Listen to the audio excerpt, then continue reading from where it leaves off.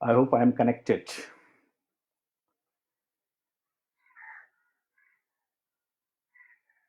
I hope I am connected. Is right? It appears that I am connected, and uh, it is my first interaction with semester 4 students since the country is locked down due to corona pandemic.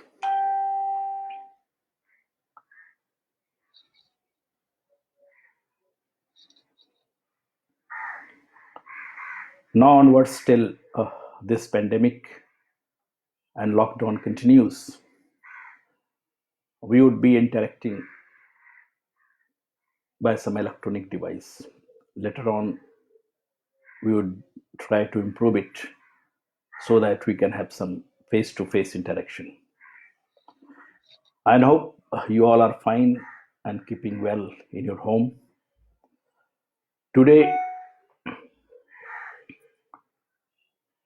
we would be discussing policy making and educational policy 1986 and draft policy 2019. To start with, that uh, formulation of policy, it's very complex exercise for especially country like India, which is very large political unit. And the policy making exercise or policy making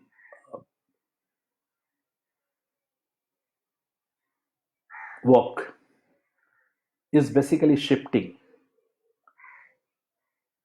since late 1980s. Before that, basically, policy making was state centric, and there was less say of the people who form the policy networks. We can say that since it is gradually we are shifting from state centric to policy networks. Policy networks means the stakeholders of the policy and their involvement. Gradually, the involvement started increasing since 1980s. But you can say before or till late 1980s, it was largely state centric.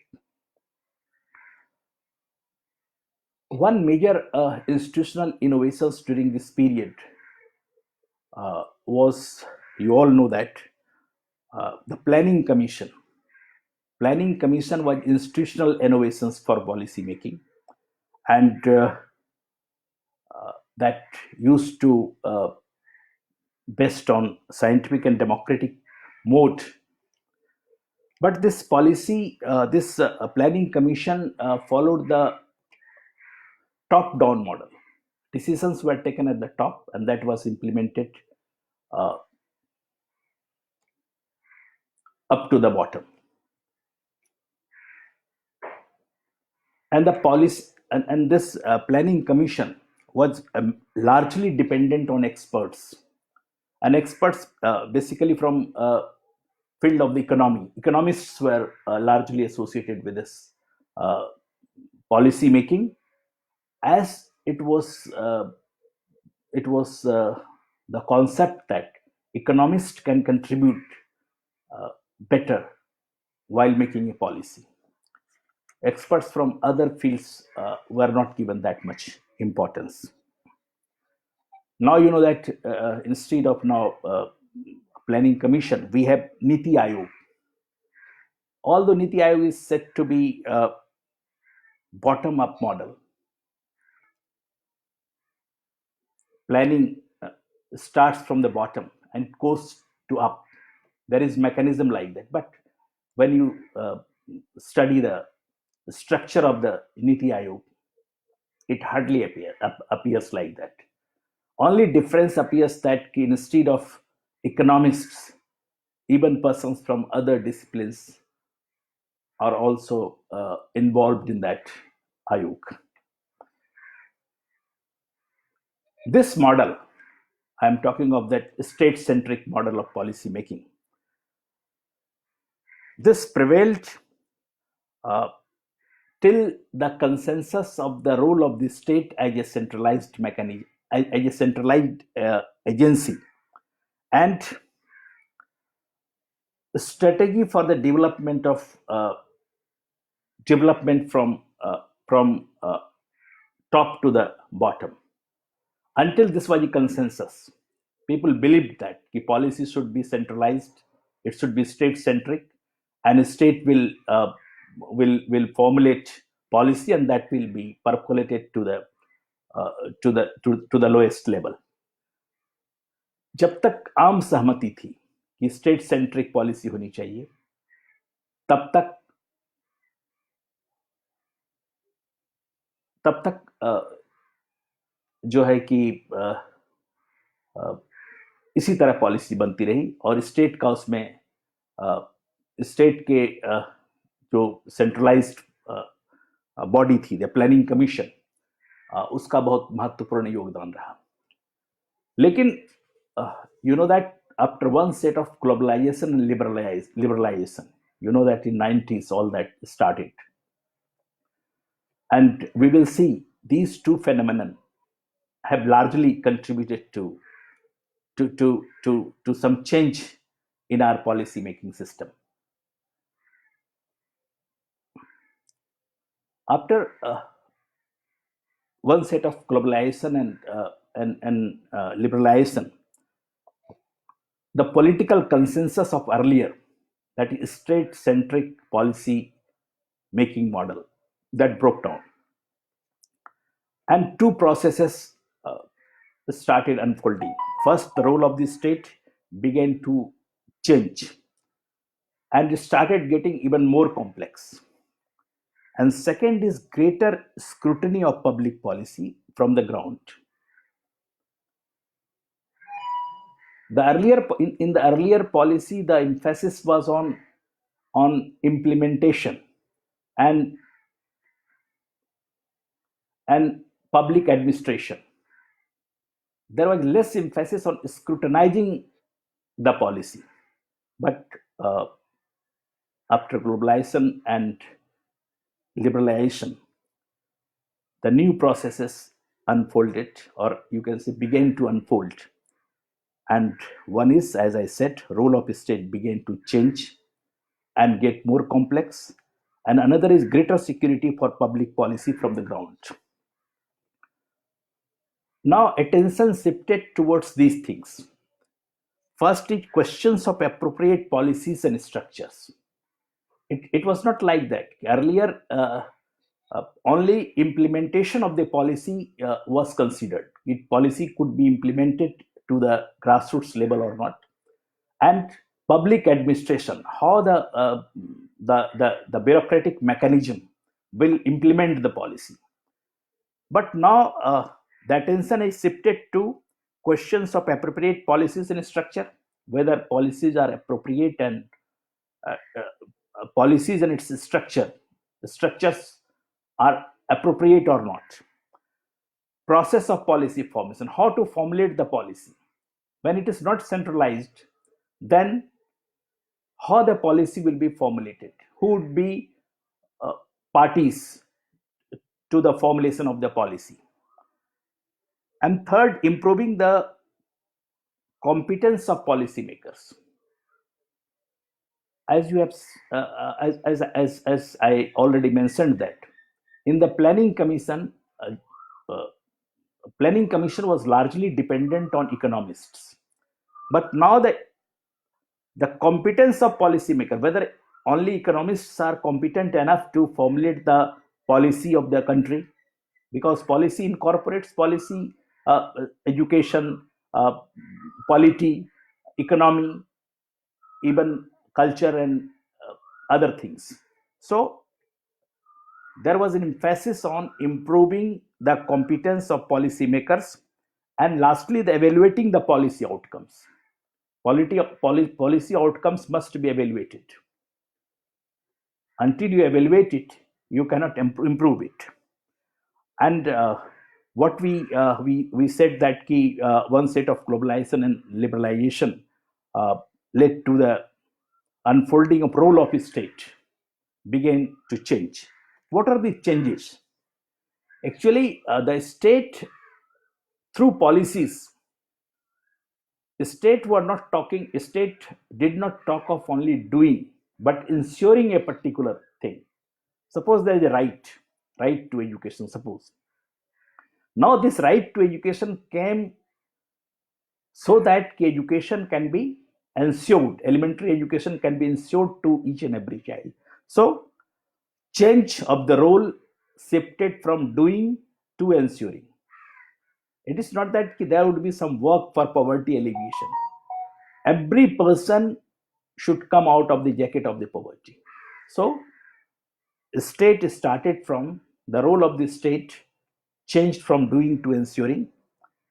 And another that is very important, the collaboration with non-state actors, non-governmental agencies, non-governmental organizations, civil society, who are involved in making provisions and distribution of public goods. And these changes directly impacted to opening up policy to non-state workers. Till the policy was limited to the state workers, to the state. Now it started opening to non-state workers, non-state actors. And hence there is a recapitalization of governance. The concept of whole governance changed due to all these things. What are the changes? It became from centralized, it became what you call it more collaborative and decentralized. Earlier it was hierarchical and top down. Now it was gradually becoming horizontal and non-hierarchical setting. Earlier the setting was quite hierarchical. One officer, then another, then another. There was a top-down model. Sorry, there was a hierarchy of state actors. But now there is horizontal. Policy decisions will be taken at various other levels. It is not that key, it will be taken at one level. Or that will pass through the hierarchy from top to the down. But now the decisions can be taken horizontally at various other levels. It can be taken at local self-government level. It can be taken at province or state level. And then it can be taken at the central level. Even in central, it can be taken at various points. At the level of a state, it can be taken at various points. So all these changes we started perceiving all these changes in the concept of governance. So we can say the reconceptualization of the governance took place. And third thing is that in this reconceptualization, I would like to add one more thing. Now the policy was based on networking, negotiations and lobbying.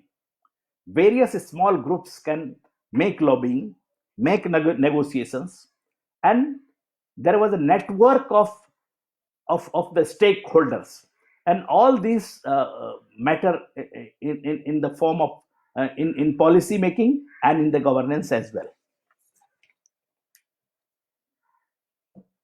Now we can say that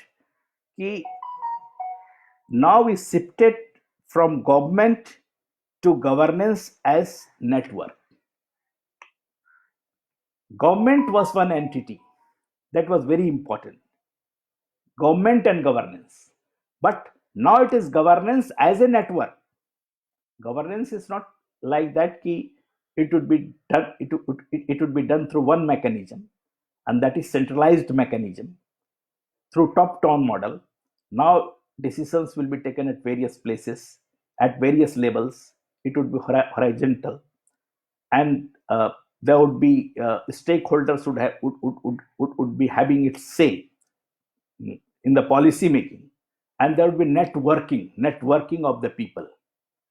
One agency or one group will network with another with the third one, like this. So we can say governance, government to governance as network. This is a major shift.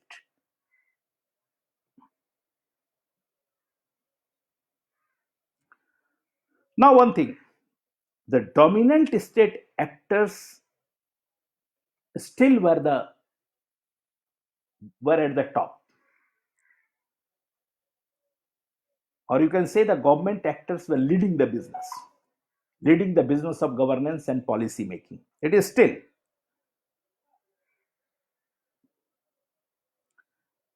And the government, in a way, or to maintain the dominant role, what the government did that, uh, that many they government started voluntarism in itself. Government started making associations, making societies, and that societies were run through the uh, through the bureaucracy. So government wanted to show that we are involving people through voluntary organization, through societies, through trusts, but all that was managed by government officials.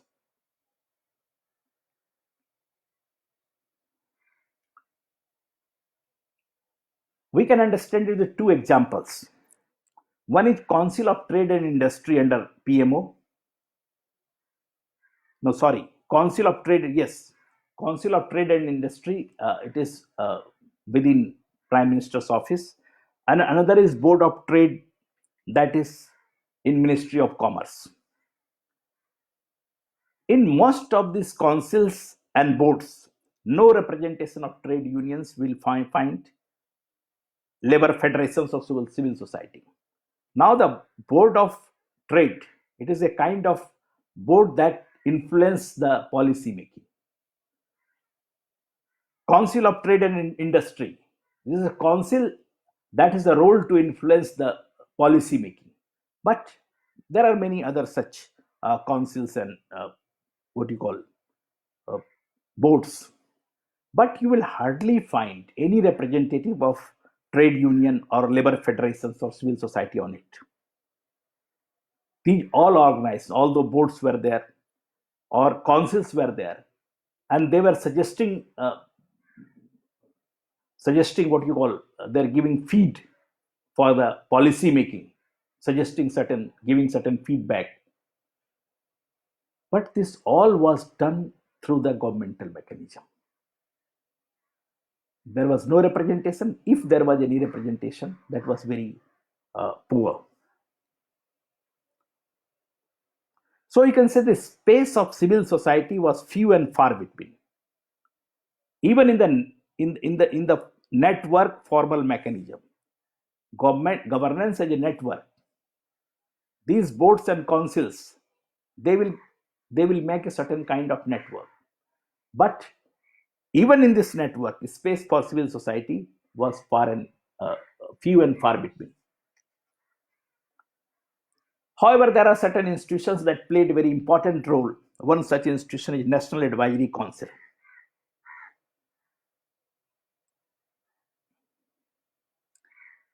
And this National Advisory Council felicitated government and civil society networking in very important way. Now, this National Advisory Council has a crucial role in the legislation of right to information. You know, it's very important Act, Right to Information Act. And this council, this National Advisory Council, has a great role to play in it. It is also important role to play in the legislation of Manrega, Mahatma Gandhi Rural Employment Guarantee Act. So there are certain agencies, there are certain councils, although it's government council, but it played very important role in connecting civil society in policy making, in formulation of acts. In spite of not so conducive attitude of the government,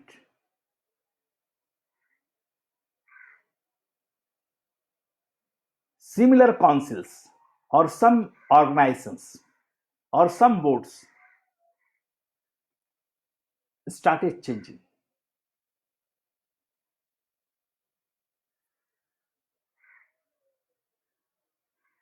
And that started involving civil society uh, actors in policy networks. You can see the trend evident in many flagship programs of Government of India. That is, one is Manrega, another is National Rural and Livelihood Mission, or National Voluntary Sector Policy 2011. So all these things show that at least there were certain councils, there were certain boards, there were certain groups within the government that felicitated felicitated the uh, the governance as a network.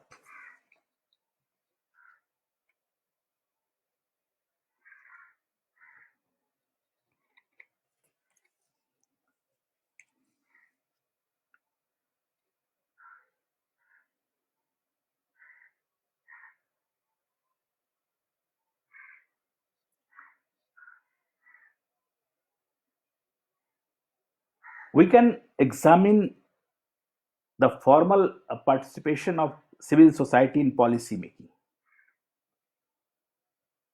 since late 1980s.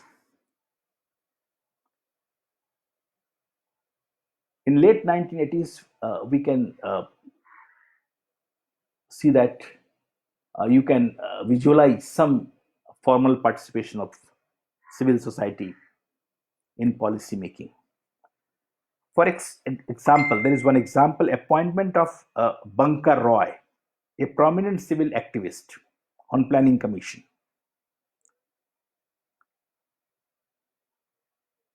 Planning Commission organized a conference of NGOs, central and state governments in 1992, 1994, 1994, and 2002. So, organizing these conferences in which central government, state government, and non-governmental organizations participated. This shows that there is shows a trend towards networking governance. And we can certain that, or at least we can say the drift uh, towards two very important factors. One is democracy taking deeper roots. We are advancing towards greater democracy, and democracy and demand from the bottom, people and their organizations and movements. When networking governance lead to two very important things. First thing is that uh, people exercise democracy. Democracy was reaching uh, to the lowest level. It started reaching, at least we can say there's trend towards that. At least there was some visible trends. And demand from bottom, voluntary organizations and various movements, they demanded that they should have some say in policy making. So these are very important things that happened in late 80s and thereafter. You can also, knowing that, we all know that the implementation of 73rd Amendment and arrival of Panchayati Raj institutions as a statutory body. Now, when Panchayati Raj institutions became a statutory body, then uh, and you can say the local self-government drove the state to actively seeking participation with civil society actors at the lowest level. In villages, people started participating in governance. Before 73 amendment, perhaps before 1992, 93, the Panchayati Raj institutions were toothless. But when it became a statutory body, and most of the local self government Panchayati Raj institutions were allocated 22 kinds of roles.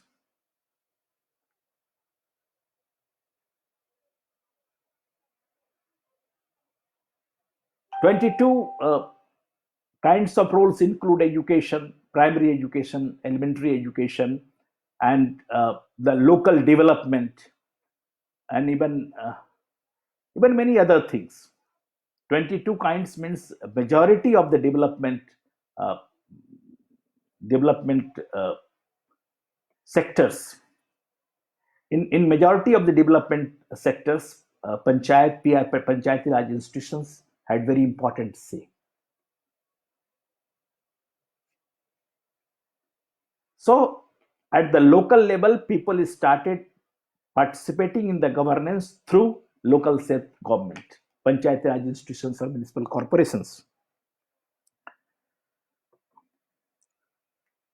Now the debate of decentralization.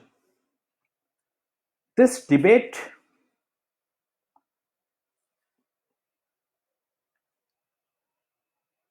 is very important during this period because the decentralization was overlapped with first moves towards liberalization in India. Many other societies also took place. That decentralization was overlapped with liberalization. So that's why this debate on the emergence of decentralization became very important. Now this decentralization, now we are talking of local self-government or Panchayati Raj institutions. We are decentralizing the role of the central government, state government, and local self-government. The role of the governance is being decentralized. Role of the government and governance itself is being decentralized. Now, the important point is that whether it was triggered from the concerns about grassroots decision making and participation.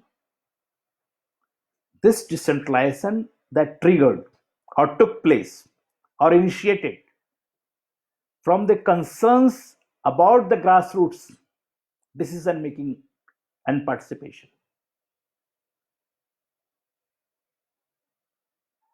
Concern for grassroots decision making and participation. This is one point.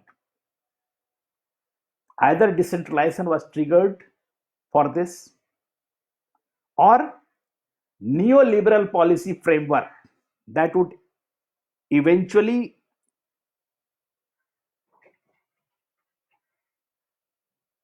needed public service contractors. Now the neoliberal framework in which the state wanted public service contractors, as I discussed earlier, many policies that where you visualize or you see decentralized, many things you see have been decentralized. It is not due to that. It is not due to that things that you can say it did not they didn't emerge from the concerns for for the for the people at grassroots level, but they wanted some sort of contract with public service contractors, and these public sector service contractors will take the things to the grassroots level. There would be hardly any say of the people, genuine people at the grassroots, or the grassroots movements, or those organizations which took initiative in decentralizing the policy making or making it people oriented. As for example, suppose Bihar government or uh, any other government is running Sarv Shiksha Abhiyan.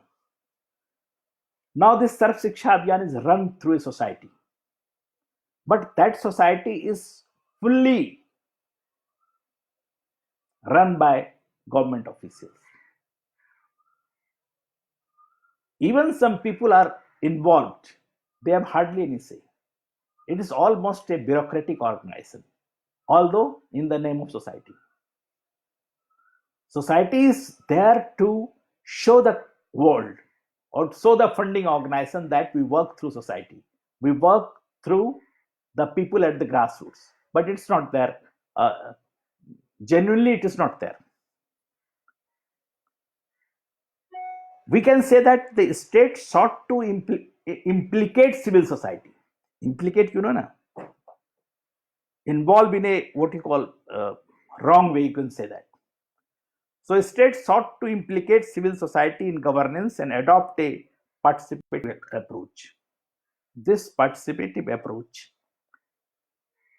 in the participative approach, which was brought or which was tended to be brought by liberalization, that sought to implicate civil society.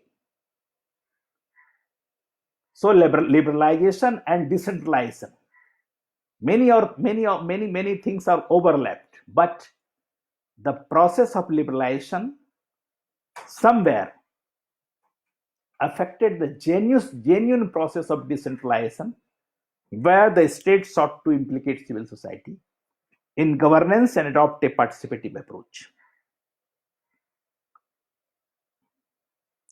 Actually, space for civil society that emerges from movements demands on the ground that people and community must have greater say in policies that were about them. Policy making must be democratic, more deliberative, or more participatory. You can visualize the Gandhi Swaraj. Gandhi Swaraj has the answer in it. But through liberalization, or in the name of liberalization, what the state did, the state sanctioned and invited, claimed and occupied space. Civil space was not claimed by the voluntary organizations, by NGOs, by civil society movements, by the people at the grassroots, but it was occupied by the state for them. Here's a clear-cut difference.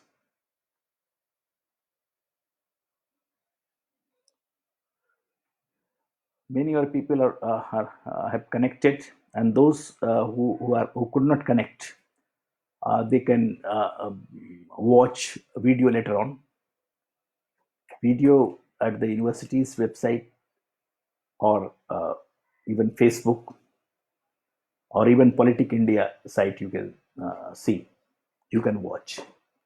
So nothing to worry. This electronic media has its own what you call defects and losses and gains both. Losses that I can't see your face right now, I cannot talk to you. The responses, questions coming through, questions are not coming. In fact, basically only most of them are greeting. But don't worry, you can send your questions or queries or observations through mail or even on WhatsApp, and I will try to address them. Now it's not over. We have a long discussion. Now this claimed space and what you call the space claimed and invited space. Sorry, one is claimed space. Yeah, I as a person at grassroots level, or you as a group of students, something making some claim in the policy. And one is that invited space. You are invited. People from the grassroots, people from the grassroots agencies are invited. Suppose Bankar Rai was invited. He was a known activist. So there is a difference between the two: invited space and claimed space. And only you can come out with a what you call network governance policy. Required for network governance is that where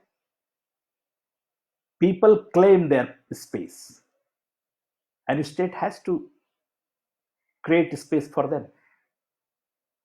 And another is invited space.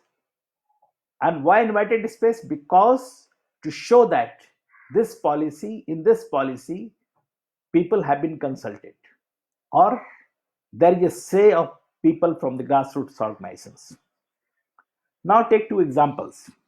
One is right to information 2005 and right to education 2009. Both are very revolutionary acts.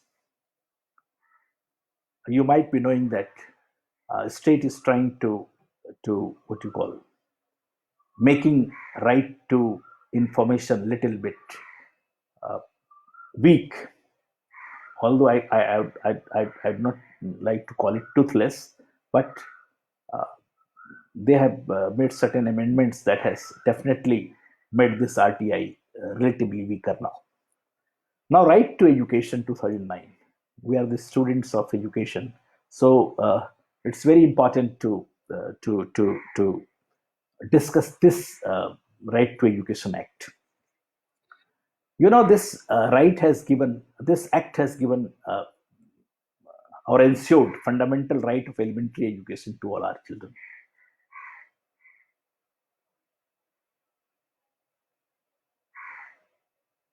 The very important part, that is early childhood education has been left out of it, although people are demanding. Even the draft policy has demanded to include it. But whatever right has been given to our children, that is not being implemented. 10 years have passed, but still we are struggling to get universal elementary education, to achieve universal elementary education. So we don't want such rights. We want such right that can be ensured. And you know, this is an important shift in policy making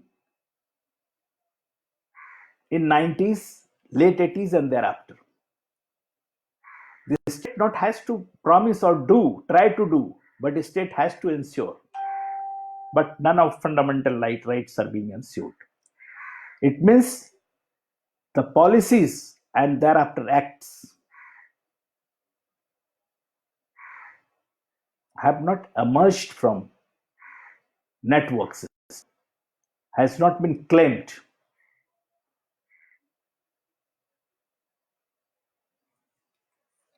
So this is a discussion about how the policy making and its theoretical aspects are taking place in the country. Now, I would be giving you certain points so that you can understand the factors affecting policy making. There are various factors that affect policy making. And what I discussed, that is also a part of important factors. suppose the governance network and the people's demand. All these things are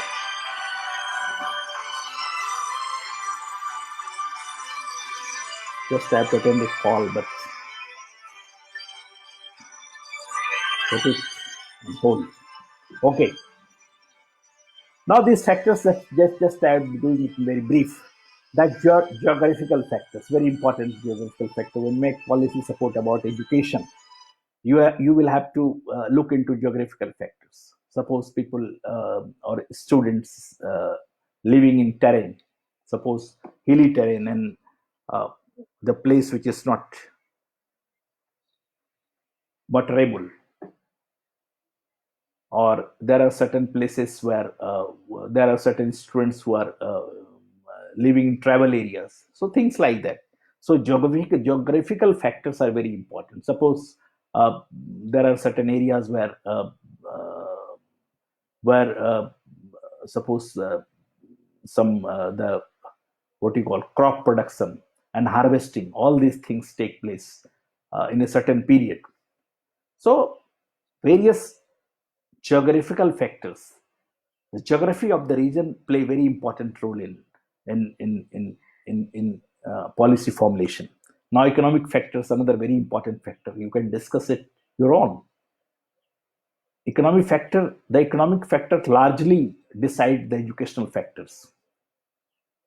Now you see, after globalization and liberalization and privatization, the whole the mode of public education is shifted towards private system, or the towards corporatization of even universities and even schools.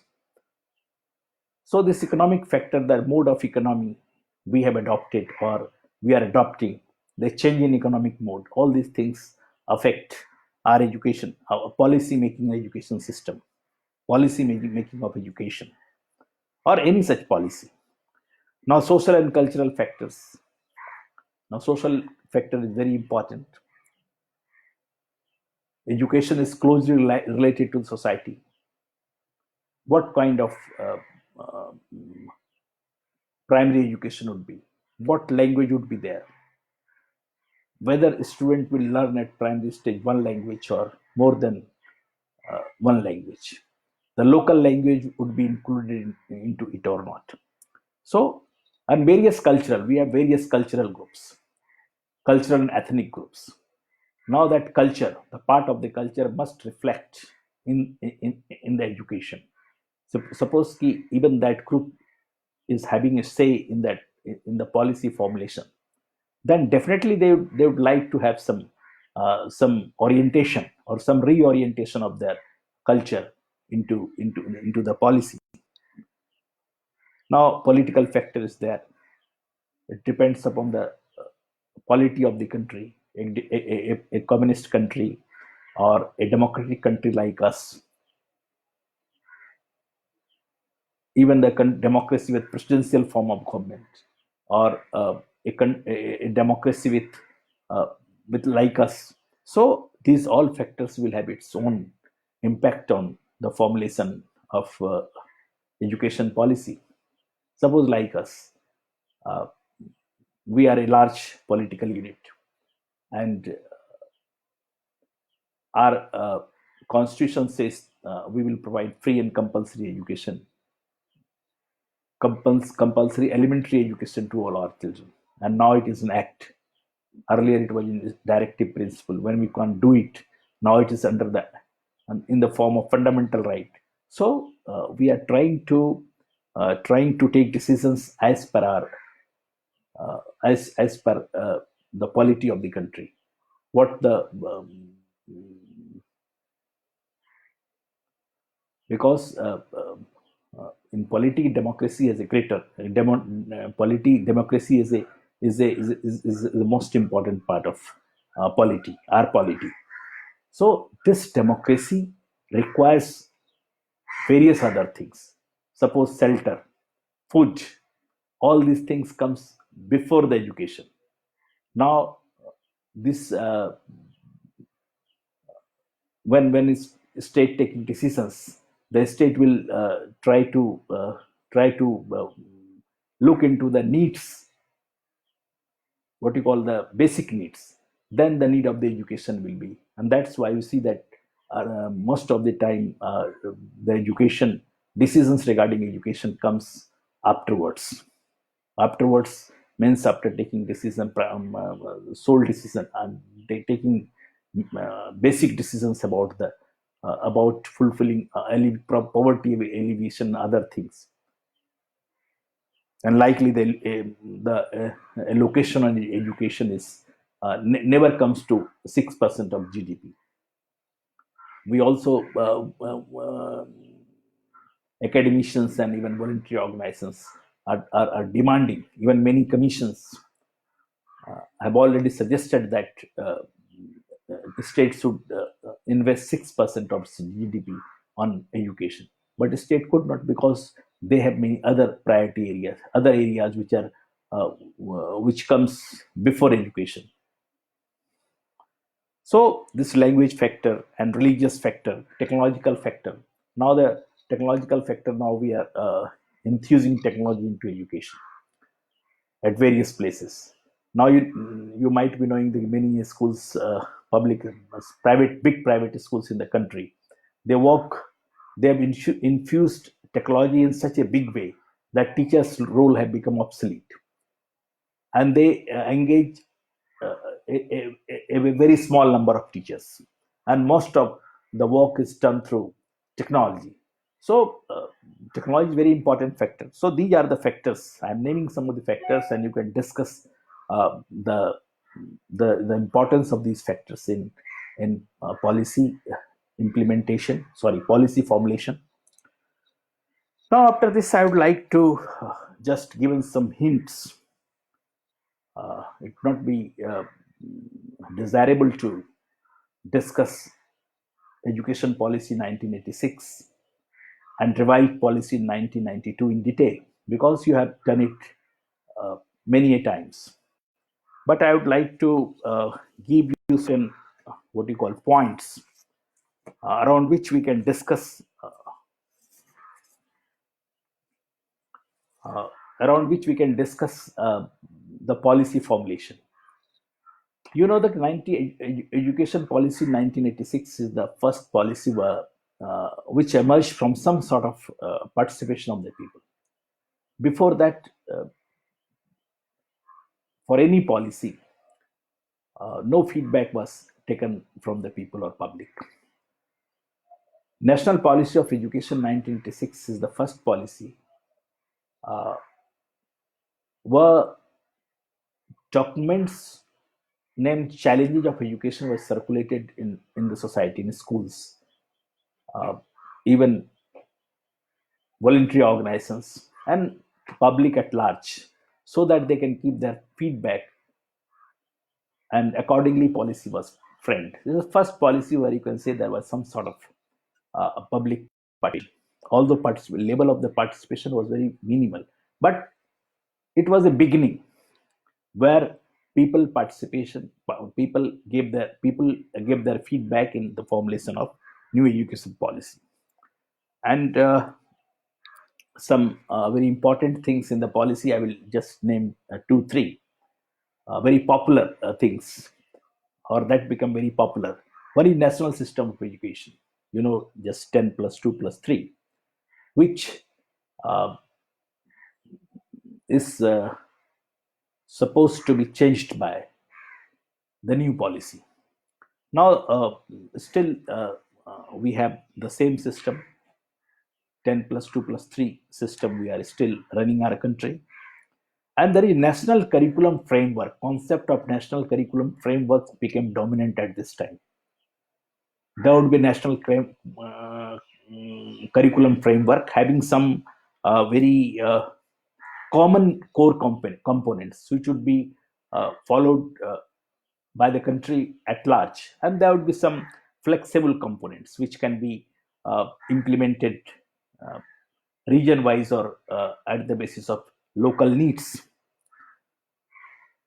And education for equity, the education for SC, STs, women, and minorities. Uh, their framework for that was prepared in this new education policy. And one thing, ECCE, now this early childhood education is also in focus in the coming draft, coming new education policy, if draft is any indication. Now, ECC was also focused during new education policy, but ECC would be with ICDS, Integrated Child Development Scheme, and still it is going like that. You know, ICDS is a separate program, and this uh, could not fulfill the requirement of early childhood care education because the intricate thing, it needs intricate and very sensitive kind of training. Only then you can provide early childhood care to our children, because this is the age where maximum brain development took place, and it has impinges on learning and retention later on. But this policy recognized the importance of early childhood education. Before that, even if you take policy of 1968, this importance was not recognized.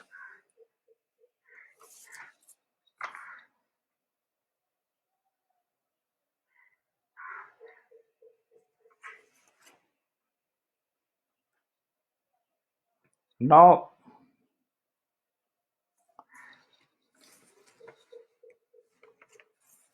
I think there are certain more points. Now, one very successful scheme was blackboard operation. It was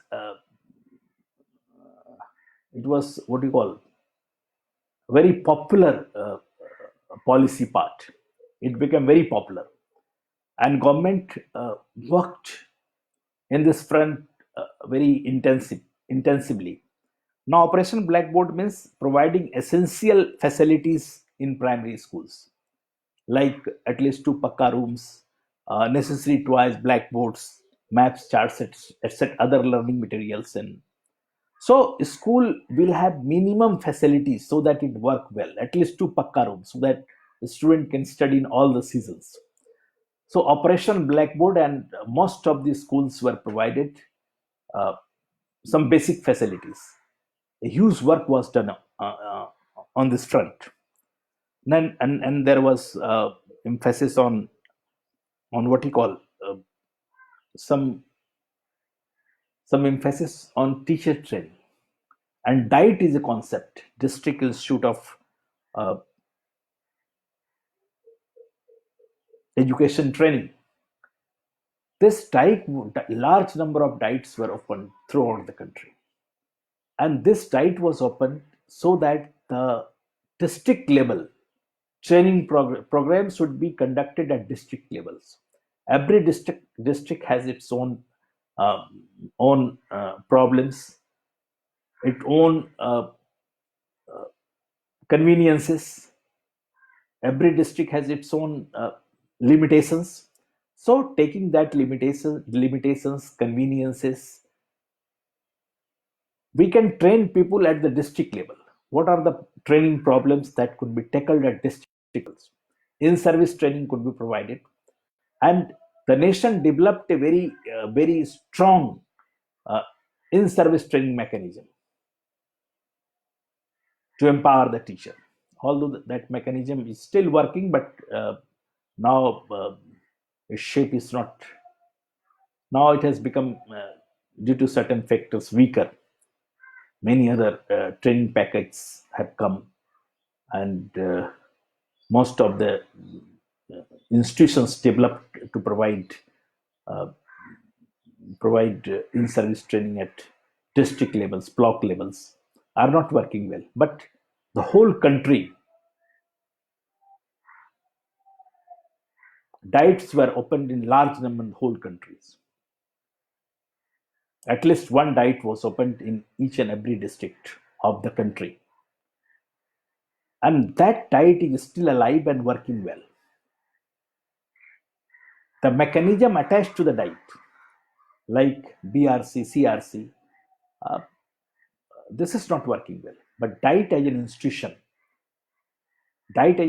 is still working well, and we provide even pre-service training, that is called initial training, initial training for the primary elementary education at this level also.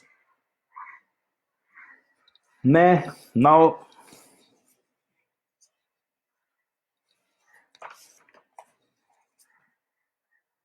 one thing is that a new education policy is delinking of degree from jobs and technological revolution, use of technology in education, computer and ICT, information communication technology.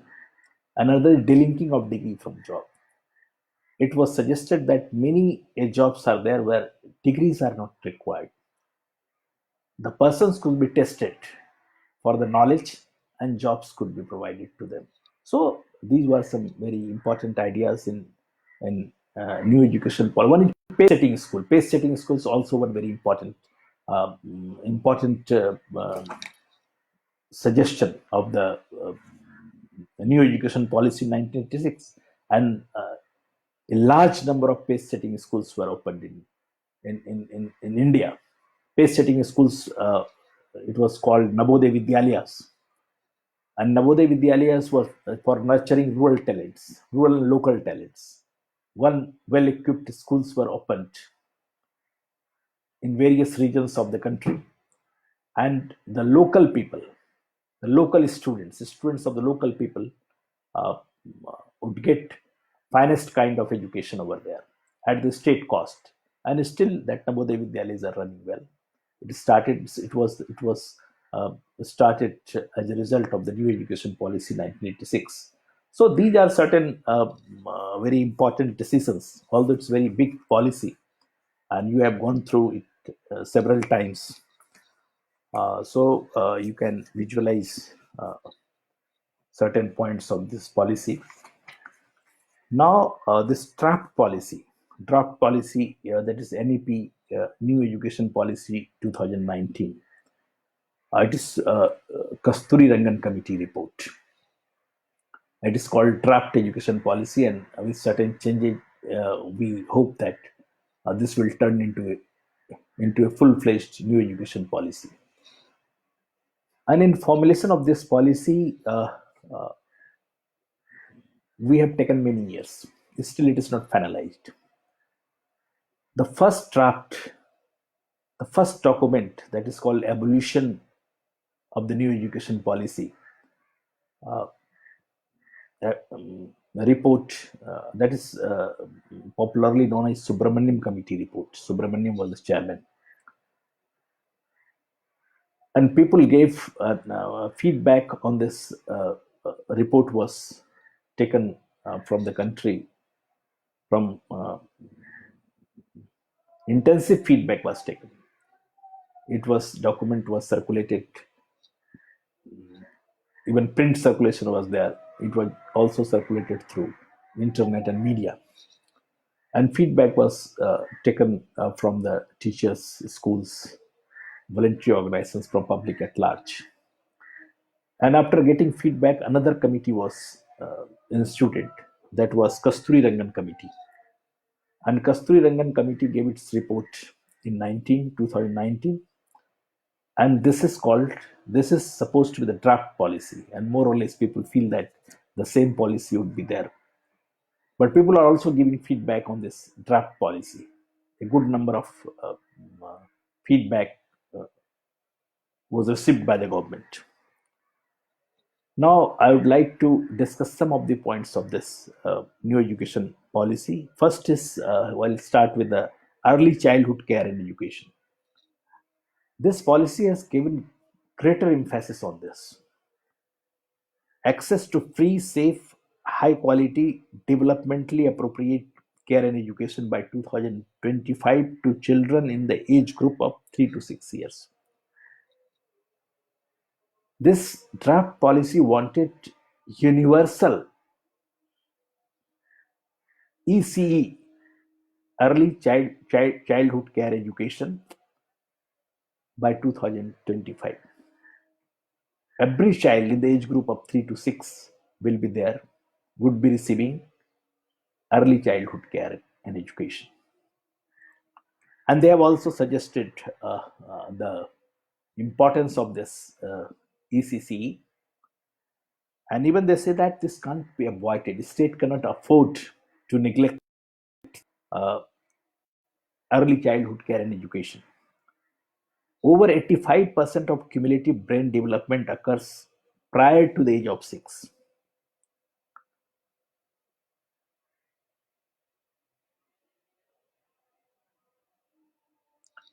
And they have also mandated NCRT uh, to uh, to formulate, to develop curricular and pedagogical framework for ECE. Our country requires badly curricular and pedagogical framework for ECE. As we have framework, national curriculum framework is there. There would be a special framework for ECE.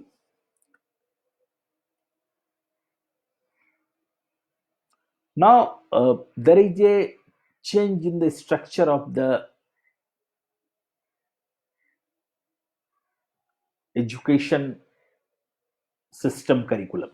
What you call that the pattern of the education system. Earlier it was 10 plus 2 plus 3. That pattern is still going great. But this draft policy has suggested uh, a different kind of structure. They have suggested a structure in which there would be a foundational stage,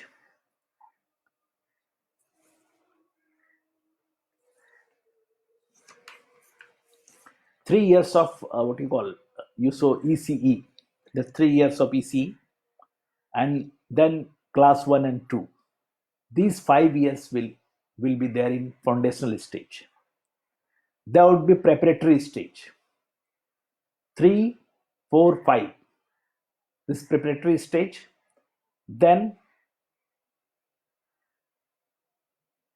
would be middle stage, and finally 4 years of secondary education, 10, 9, 10, 11, 12. This 4 years of secondary education. So first is foundational stage, includes ECE and class 1 and 2. Then is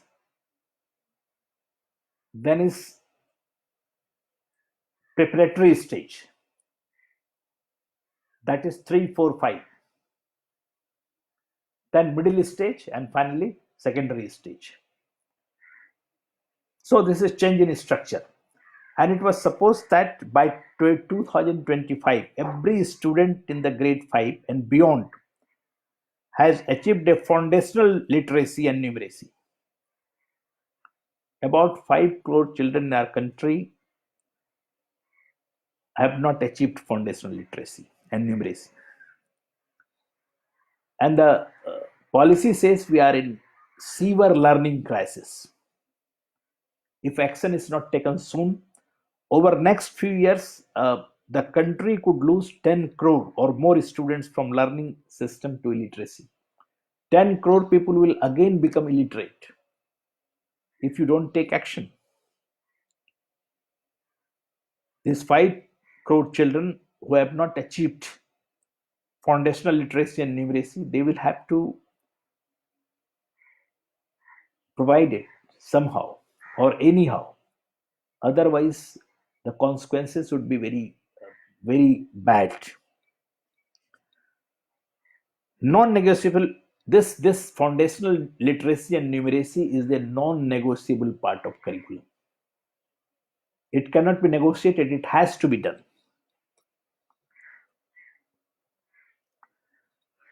And it has suggested that quality school education to all children in the age group of 3 to 18 years, whole schooling system up to 12, The country has to achieve it by 2030. By 2030, we have to achieve universal school education. School education includes today's secondary and senior secondary. This draft policy says secondary and senior secondary, they have used a single term, secondary, from 9 to 12. So by 2030, we have to attain universal school education.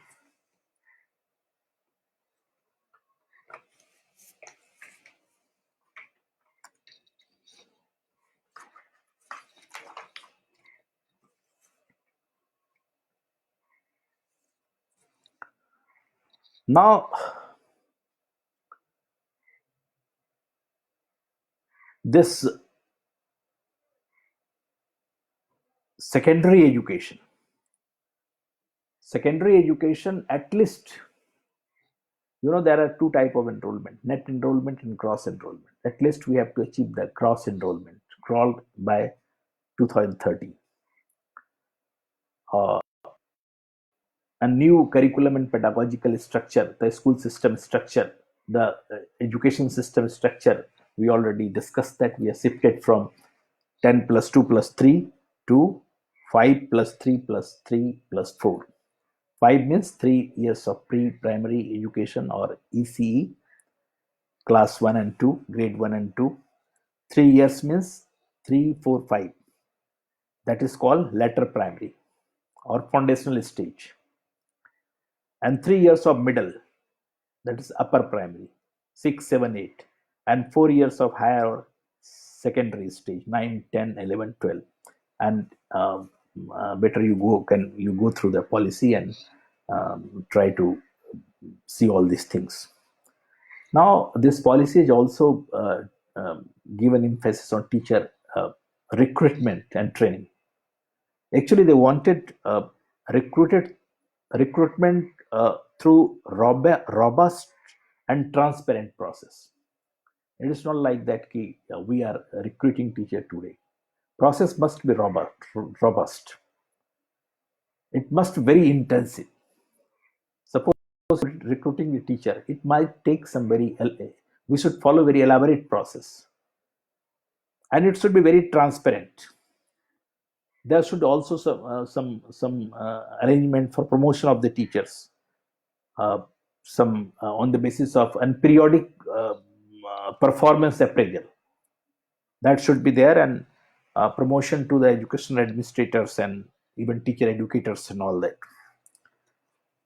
Now, one very important shift is that school complexes. This concept has never come here. School complexes means schools should be organized into school complexes. A cluster of 10 to 20 public schools should be there. And this would be the basic unit of governance and administration that would ensure availability of all resources, infrastructure, academic and physical, academic infrastructure, library, labs, and some special kind of teachers like arts teacher, art and music teachers, along with strong professional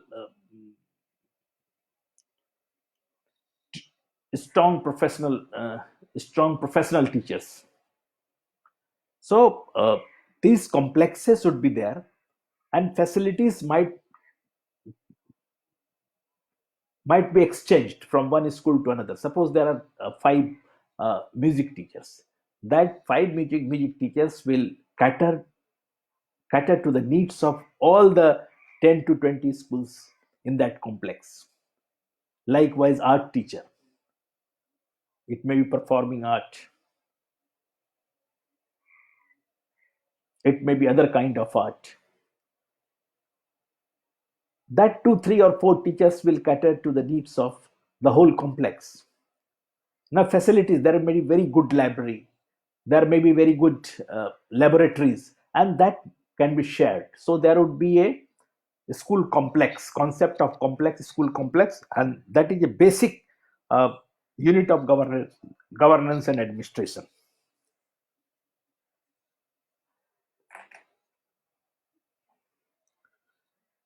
Now, in case of higher ed, but in this regard, school complexes, I would like to mention one more thing. In the earlier policy, the Subramanian Committee, that was also a report for the evolution of the new education policy that was circulated among the people to give their feedback. That report says that there would be non-viable schools may be closed. There was a great reaction to that. So far, we are talking of opening the schools, taking schools to the doorsteps of the children. Now we are talking of closing down the schools. So it was violently reacted. And then, in this final draft, in this Kasturi Rangan report, now they say school complexes. The things were changed a little bit. Now there will be complex, and that complex would be unit, and many resources would be shared, and this complex will provide a better quality of education. And the term, so far we are talking of quality education. Now this draft report has talked at many places high quality education. As we often discuss, education means quality education. Education word itself is very sufficient. When we could not provide quality education, quality prone education, then to emphasize it, we use the term quality education. Now even we cannot, for we are struggling for a number of years, but we cannot provide quality education. Then now we started using the high quality education. But mind it, education means without quality there is nothing like education. If education is there, that would be quality prone. Now, just I would like to point out towards higher I will draw your attention towards higher education. This suggestion of this report, recommendation in the report on higher education. Now they also wanted to what you call close down or reorganize many higher institution educations which are not quality prone. Uh, the report says that there would be large, well-resourced and multidisciplinary institutions, and currently we have 800 universities and around 40,000 colleges, and these 80,000 universities and 40,000 colleges will be merged into 15,000 excellent institutions. This will be merged somehow. That for that modalities may be fixed later on after coming the policy, but it will be merged, and there would be 15,000 excellent institutions. Now you can discuss, you can think yourselves. India is a very large country. It's a country of 130 crore people. Whether this 15,000 excellent institutions can cater to their needs or not, it's a big question. 15,000 excellent institutions can be created by merging or closing down some poor institutions or taking their infrastructure and teachers, accommodating others, and like that. But whether this 15,000 excellent institutions will cater to the needs of the 130 crore people in this country and their children. We have a large way, in India, even most of the people are young, it's the youngest nation. So this is another thing, another point to think. And one very important change is that the liberal education will be taken to all courses and all levels. The art education, education of arts, that will be integrated in science, humanities, maths, professional field social science, etc., etc. So this liberal arts, there would be knowledge of liberal arts to all. whether he is a student of science, he or she is a student of science or social science or humanities or mathematics or any professional fields. And at the same time, this is called that key to make our people nationalist. So they all should be aware of our arts and culture. So this should be incorporated at all levels.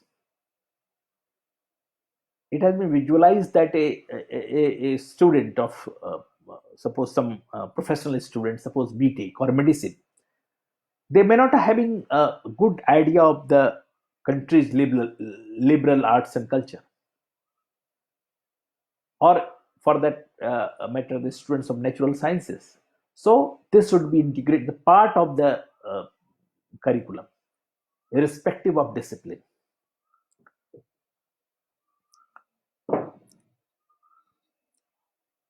There would be integration of vocational education into the main curriculum. There would not be separate vocational education. There would be integration of vocational education, and there would be multiple entry point. Exit points should also be there.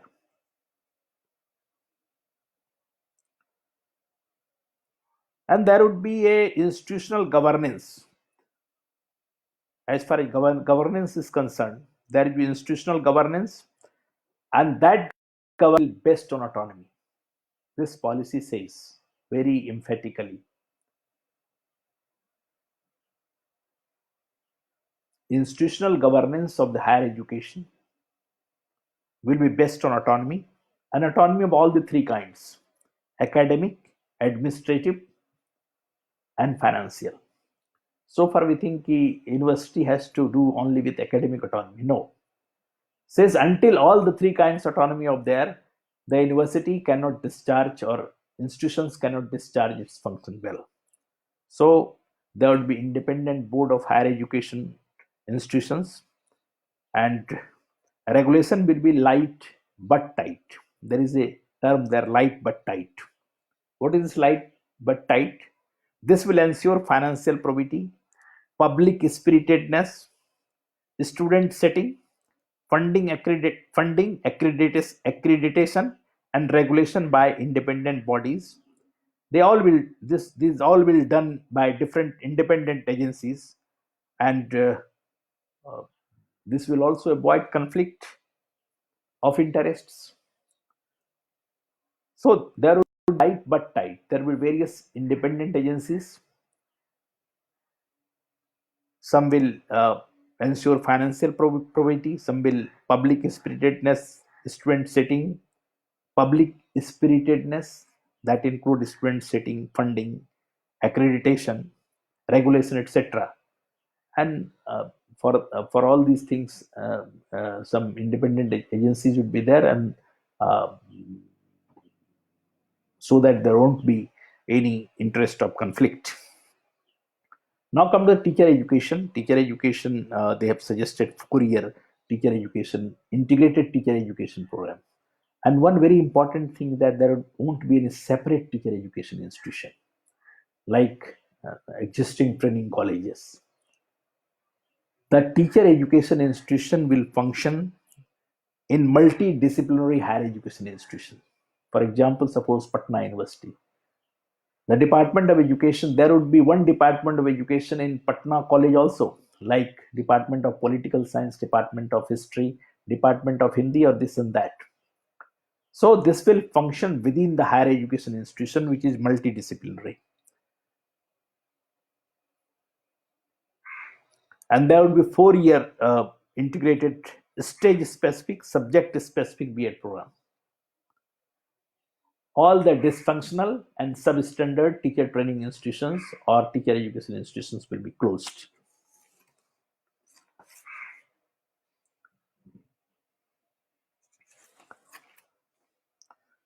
As far as professional education is concerned, you might be knowing that Patna University, earlier Patna University had a medical college and engineering college, Bihar Engineering College and Prince of Wales Medical College.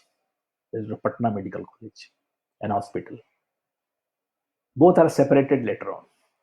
But now this new draft policy says there won't be any separate professional institution, as in the case of teacher education also.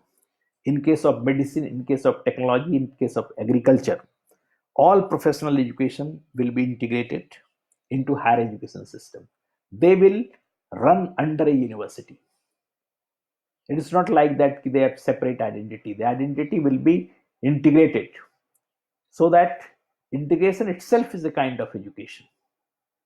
So all these things are the what you call the important recommendations of draft education policy.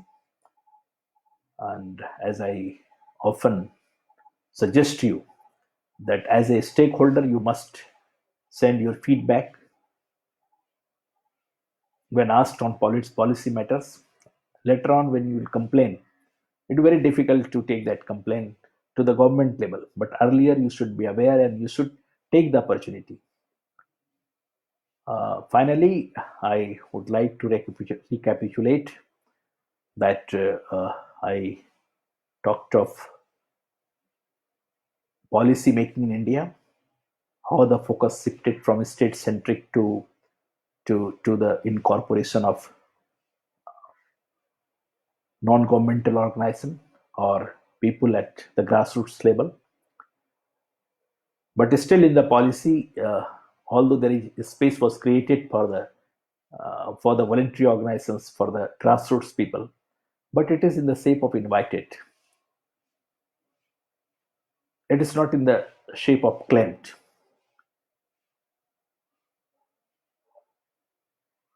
So change is not, change is still, it is in the process of changing. But later on, we hope that policy would be network oriented.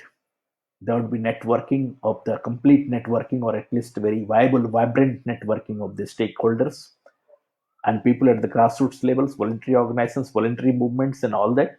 And they would be creating their own space in policy making. Although it's not that they have carved their niche to some extent, but still it is far away. And in the second part, I discussed new education policy, few points, because these policies you often study and we have studied many times. So I took certain points for to some important points so that uh, at least I can remind you of the policy again. And with all these words, I thank you all. Thank you very much for uh, devoting nearly 1.5 hours. And if you have any query or any observation, any questions, you can send it on my mail. Preferably send on mail. You might be knowing our mail. Once I uh, just what do you call? I will try to write here. You can. It's Khagendra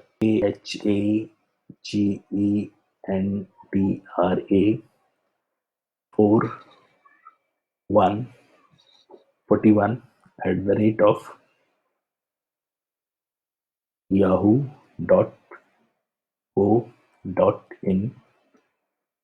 and this is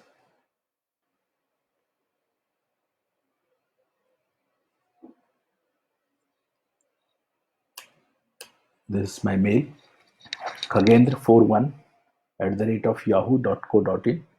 You can contact on this mail, and if questions are there, you can also send on my WhatsApp, but preferably send it on my mail. I'll try to. Thank you very much. Thank you.